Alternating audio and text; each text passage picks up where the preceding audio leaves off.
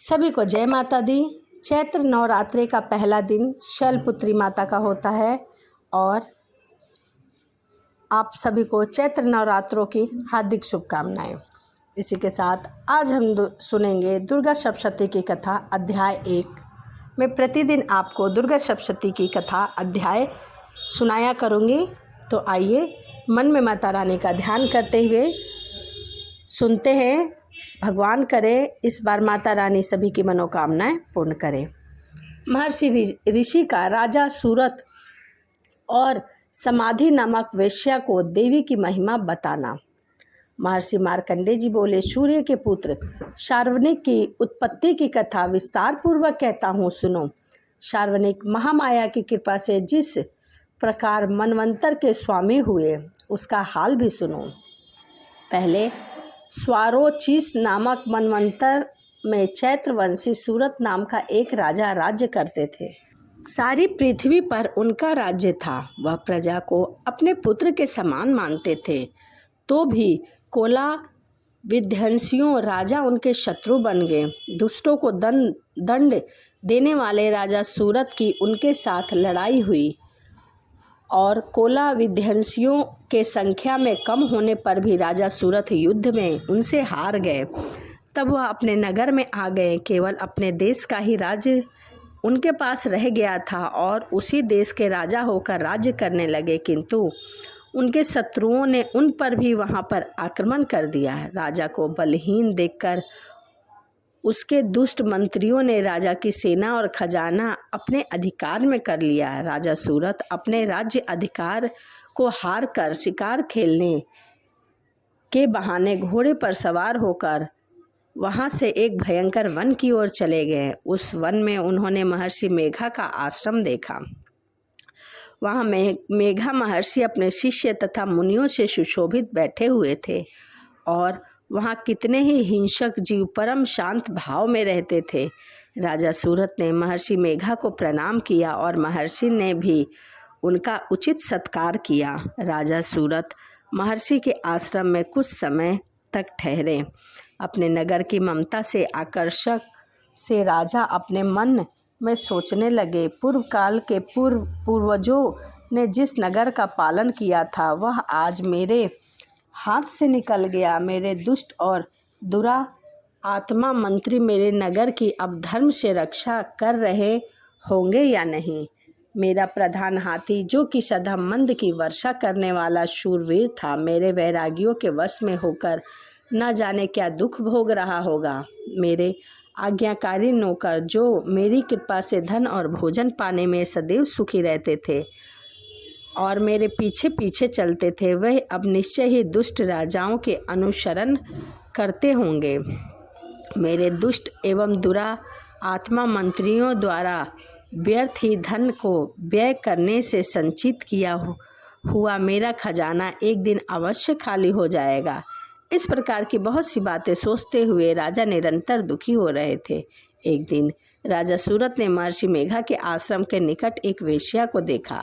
राजा ने उससे पूछा, भाई तुम कौन हो, यहाँ क्या कर रहे हो, तुम्हारा यहाँ आने का क्या कारण है। तभी वह वेश्या भी शोकग्रस्त था और मन में सोच रहा था, इसका क्या कारण है।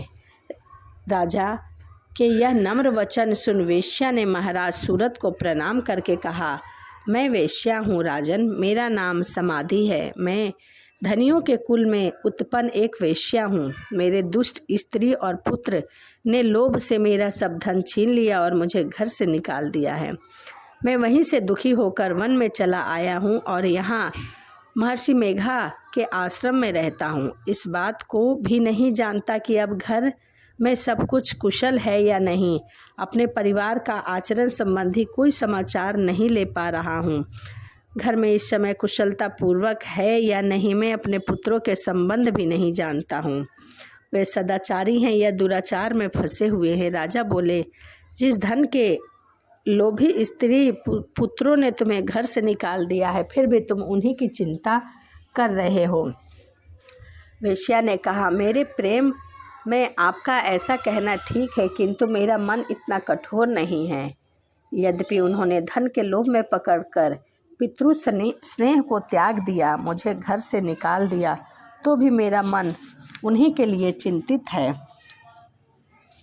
इस बात को जानता हुआ भी मैं जान नहीं पा रहा हूँ, मेरा चित्त उनके लिए दुखी है। मैं उनके लिए लंबी लंबी सांसें ले रहा हूँ। उन लोगों ने प्रेम नाम नहीं है, फिर भी मैं उनसे निस्नेह प्रेम करता हूँ। मेरा हृदय उनकी तरह कठोर नहीं है। महर्षि मार्कंडेय जी ने कहा, हे ब्राह्मण। इसके पश्चात महाराजा सूरत और वैश्य दोनों महर्षि मेघा के समीप गए और उनके साथ यथा योग्य न्याय संभाषण करके दोनों ने वार्ता आरंभ की। राजा बोले, हे भगवान, मैं आपसे एक बात पूछना चाहता हूँ, सो कृपया करके आप मुझे बताइए। मेरा मन मेरे अधीन नहीं है, इसमें मैं बहुत दुखी हूँ। राज्य धनादि की चिंता अभी तक मुझ में बनी हुई है और मेरी ममता अज्ञानियों की तरफ बढ़ती जा रही है। यह समाधि नामक वैश्य भी अपने घर से अपमानित होकर आया है, इसके स्वजनों ने भी इसे त्याग दिया है, फिर भी यह घर की ही चिंता करता है। इस तरह हम दोनों ही दुखी हैं। हे महाभाग, उन लोगों के अवगुणों को देखकर भी हम दोनों के मन में उनके लिए ममता जनित आकर्षण उत्पन्न हो रहा है। हमारे ज्ञान रहते हुए भी हमारे साथ ऐसा क्यों हो रहा है? अज्ञानी मनुष्य की तरह हम दोनों में यह मूर्खता क्यों है? महर्षि मेघा ने कहा, विषय मार्ग का ज्ञान सब जीव जंतुओं को है। सबके लिए विषय पृथक पृथक होते हैं। कुछ प्राणी दिन में नहीं देख पाते तो कुछ रात में, परंतु कुछ जीव ऐसे हैं जो दिन और रात दोनों में देख सकते हैं। यह सत्य है कि मनुष्य में ज्ञान प्रधान है, किंतु केवल मनुष्य ही ज्ञानी नहीं होते। पशु पक्षी सभी ज्ञानी होते हैं। जैसे यह पशु पक्षी ज्ञानी है, वैसे ही मनुष्य भी ज्ञानी है, और जो मनुष्य में है वैसे ही पशु पक्षियों में है। अन्य बातें भी दोनों में एक जैसी पाई जाती है। ज्ञान होने पर भी इन पक्षियों की ओर देखो, ये भूख से पीड़ित अपने बच्चों को चोंच से कितने प्रेम से दाने डालते हैं। हे राजन, ठीक उसी प्रकार मनुष्य भी है, अपने संतान के प्रति पाया जाता है। लोभ के कारण अपने उपकार का बदला पाने के लिए मनुष्य पुत्रों की इच्छा करता है, और इस प्रकार मुंह में गढ़े भगवान श्री हरि की जो माया है उसी से संसार मोहित है। इससे आश्चर्य की कोई बात नहीं, क्योंकि वह भगवान विष्णु की योग निद्रा है। यह माया ही तो है जिनके कारण संसार मोह में जकड़ा हुआ है। यही महामाया भगवती देवी ज्ञानियों के चित्त को बलपूर्वक खींचकर मोह में डाल देती है, और उसी के द्वारा संपूर्ण जगत की उत्पत्ति होती है। यही भगवती देवी प्रसन्न होकर मनुष्य को मुक्ति प्रदान करती है। यही संसार के बंधों का कारण है तथा संपूर्ण ईश्वरों के भी स्वामिनी है। राजा सूरत ने पूछा, भगवान, यह देवी कौन सी है जिनको आप महामाया कह रहे हैं? यह ब्राह्मण वह कैसे उत्पन्न हुई और उनका क्या कार्य है? उनके चरित्र कौन कौन से हैं? प्रभु, उनका जैसा प्रभाव हो, जैसा स्वरूप हो, सब कृपा करके मुझे बताइए, मैं आपसे सुनना चाहता हूँ। महर्षि मेघा बोले, हे राजन, देवी को नित्य स्वरूपा है, उसके द्वारा यह संसार रचा गया है, तब भी उसकी उत्पत्ति अनेक प्रकार से होती है। वह सब आप मुझे सुना दे। देवताओं का कार्य सिद्ध करने के लिए प्रकट होती है, उस समय वह उत्पन्न हुई कहलाती है। संसार को जलमय करके जब भगवान विष्णु योग निद्रा का आश्रय लेकर शेष नैया पर सो रहे होते हैं, तब मधुकैटभ नाम के 2 असुर उनके कानों के मैल से प्रकट होते हैं। श्री ब्रह्मा जी को मारने के लिए तैयार हो गए। श्री ब्रह्मा जी ने जब उन दोनों को अपनी ओर आते हुए देखा तो भगवान विष्णु की योग निद्रा का आश्रय लेकर सो रहे हैं, तब वह उस समय श्री भगवान को जगाने के लिए उनके नेत्रों में निवास करने वाली योग निद्रा की स्तुति करने लगे। श्री ब्रह्मा जी ने कहा, हे देवी, तुम स्वधा हो, तुम स्वाहा हो, तुम ही देवी हो, स्वर भी तुम्हारा स्वरूप भी है, तुम ही जीवन देने वाली शुद्धा हो। नित्य अक्षर प्रणव में अकार उकार मकार इन तीनों में माताओं के रूप में तुम ही स्थित हो। इसके अतिरिक्त जो भी बिंदुपत अर्धमात्रा और जिनका भी विशेष रूप से उच्चारण नहीं किया जा सकता, हे देवी, वह भी तुम हो। हे देवी संध्या सावित्री तथा परम जननी तुम ही हो। तुम इस विश्व को धारण करने वाली जगत जननी हो। जगत की रचना की है तुम ही ने, इस जगत की पालनहार हो तुम ही। कल्प के अंत में सबको भक्षण करने वाली हो। हे देवी जगत की उत्पत्ति के समय तुम सृष्टि रूपा होती हो, पालन काल में स्थिर रूपा हो और कल्प के अंत में संहार रूप धारण कर लेती हो। तुम ही महाविद्या, महामाया, महामेघा, महारात्रि और मोहरात्रि हो। श्री ईश्वरीय और बोध स्वरूपा बुद्धि तुम ही हो। लज्जा, पुष्टि, दृष्टि, शांति और क्षमा भी तुम ही हो। तुम खड़ग धारणी, शूल धारणी, घोर रूपा तथा शंख, चक्र, गदा और धनुष्य के धारण करने वाली, बाण और परिधि में भी तुम्हारे ही अस्त्र शस्त्र है। तुम सौम्य और सौम्यांतर हो। यही नहीं बल्कि जितनी भी सौम्य तथा सुंदर वस्तुएं इस संसार में है, सब में बढ़कर सुंदर तुम ही हो और सबसे ऊपर सुंदर तुम ही हो। हे सर्वस्वरूपा देवी, जो भी सत्य असत्य पदार्थ है और उनमें जो शक्ति है वह तुम ही हो। ऐसी अवस्था में भला तुम्हारी स्तुति कौन नहीं करेगा। इस संसार की सृष्टि, पालन और संहार करने वाली जो भगवान हैं उनको भी तुम अपने निद्रा के वंशीभूत कर दिया है, फिर तुम्हारी स्तुति कौन नहीं करेगा। भगवान विष्णु तथा भगवान शंकर के शरीर धारण कराने वाले तुम ही हो। तुम्हारी स्तुति करने की शक्ति किसमें है।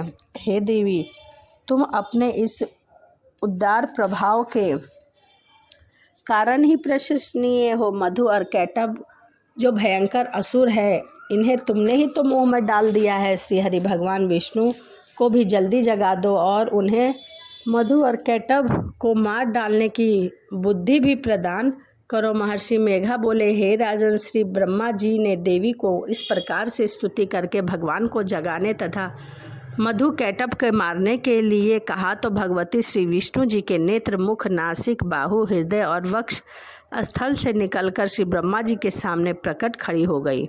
उनका ऐसा कहना था कि भगवान श्री हरि तुरंत जाग उठो और दोनों असुरों को देखा जो कि अत्यंत बलवान और पराक्रमी थे और मारे क्रोध के उनके नेत्र लाल हो रहे थे। वह ब्रह्मा जी का वध करने के लिए तैयार थे। तब क्रोधित होकर उन दोनों दुरा आत्मा असुरों के साथ भगवान श्री हरि पूरे 5000 वर्ष तक लड़ते रहे। एक तो वह अत्यंत बलवान और पराक्रमी थे, दूसरे महामाया ने भी उन्हें मोह में डाल रखा था।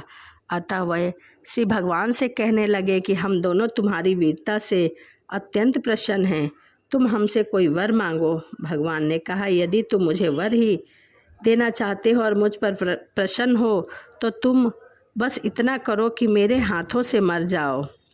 बस इतना ही वर मैं तुमसे मांगता हूँ, यहाँ दूसरे वर से क्या प्रयोजन। महर्षि मेघा बोले, इस तरह से जब वे धोखे में आ गए और अपने चारों ओर जल ही जल देखा तो भगवान श्री हरि से कहने लगे कि जहाँ पर जल ना हो, सूखी जमीन हो, उसी जगह हमारा वध कीजिए। महर्षि मेघा कहने लगे कि भगवान विष्णु ने उसी समय कह दिया, तथास्तु। भगवान श्री हरि ने उन दोनों को अपनी जांघ पर लिटाकर उन दोनों के सिर काट डाले। इस तरह से यह देवी श्री ब्रह्मा जी के स्तुति करने से प्रकट हुई थी। अब तुम से उनके प्रभाव का वर्णन करता हूँ, सुनो। दुर्गा सप्तशती की कथा अध्याय 1 यहीं समाप्त होता है। इसी के साथ वीडियो को हम यहीं समाप्त करते हैं और आपसे मिलते हैं अगली वीडियो में। सभी को जय माता दी, राधे राधे।